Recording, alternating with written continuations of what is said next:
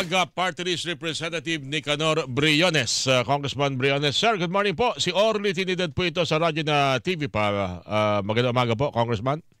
Ay, maganda umaga, Orly, at maganda umaga sa lahat ng iyong mga taga-subaybay. Maraming salamat po sa pagpapaunlak sa panayam na ito.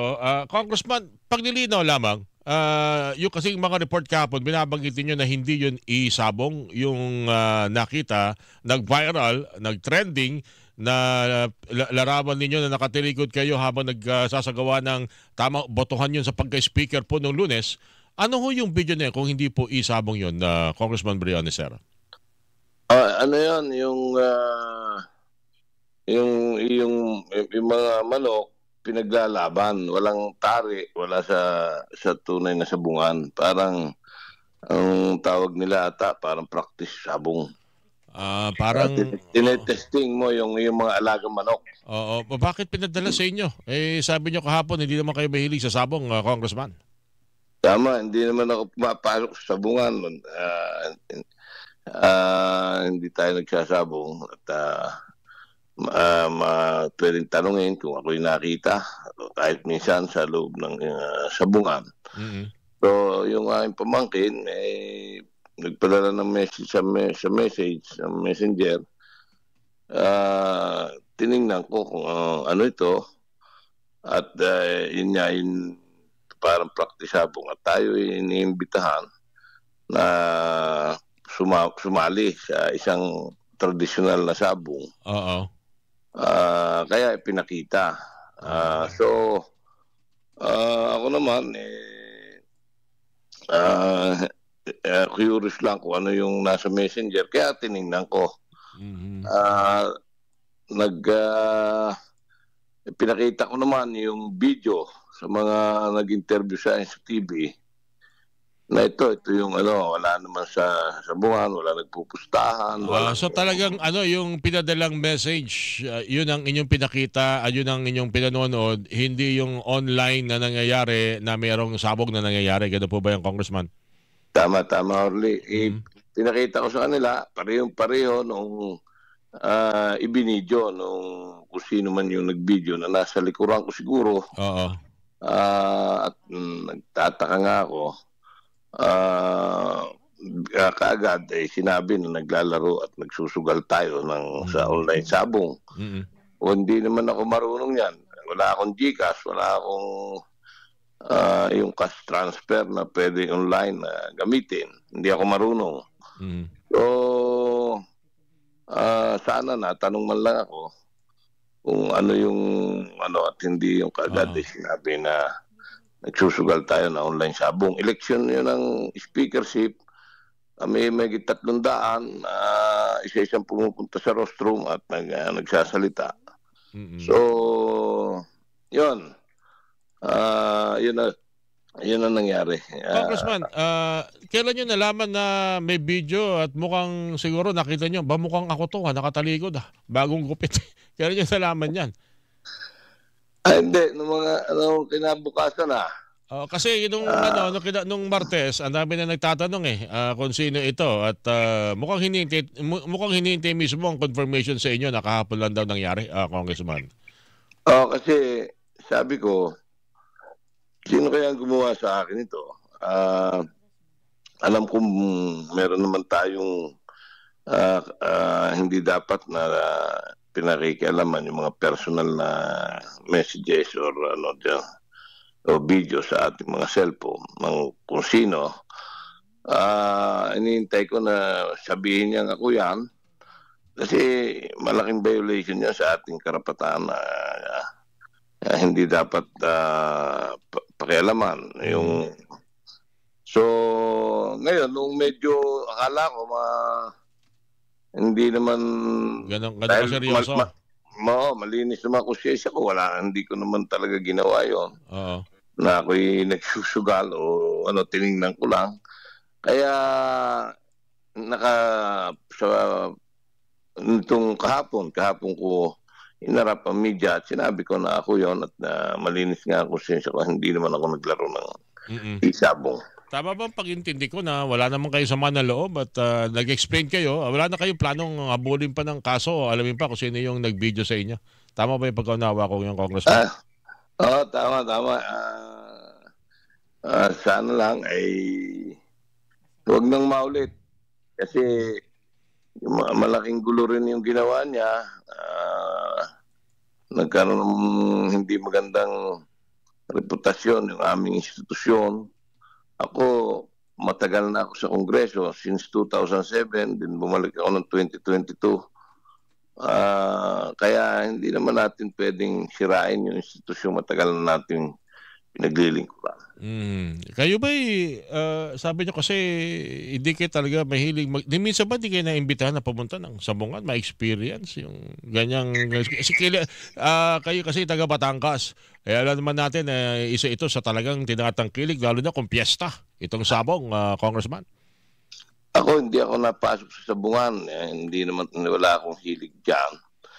Ngayon nung panahon ng eleksyon may mga leader, barangay captain o mga mayor o kung sino man na nagpa-fundraising, nagpapa-derby.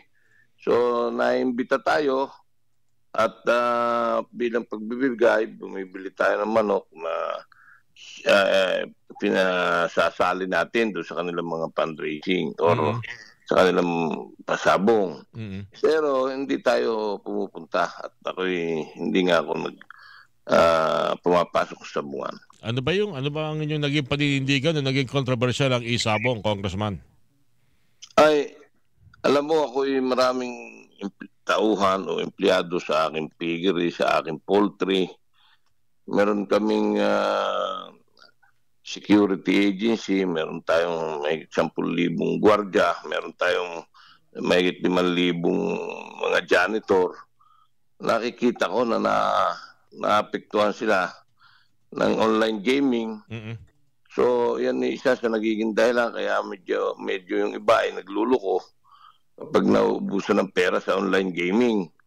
Kaya against tayo diyan at ako nga ay magpapail ng dapat matigil ang online gaming. Maging ano man yan, kasama na ang isabong. Papail ho kayo ng resolution in support? ng bill. Na dapat matigil. Dahil maraming naapektuhan, mga bata, mga nagtatrabaho sa pagsusugal. Dahil kahit nando ka sa trabaho, nakakapagsugal, so apektado yung trabaho at pwedeng masira pa ang kanilang inabukasan dahil nga nauubusan ng pera.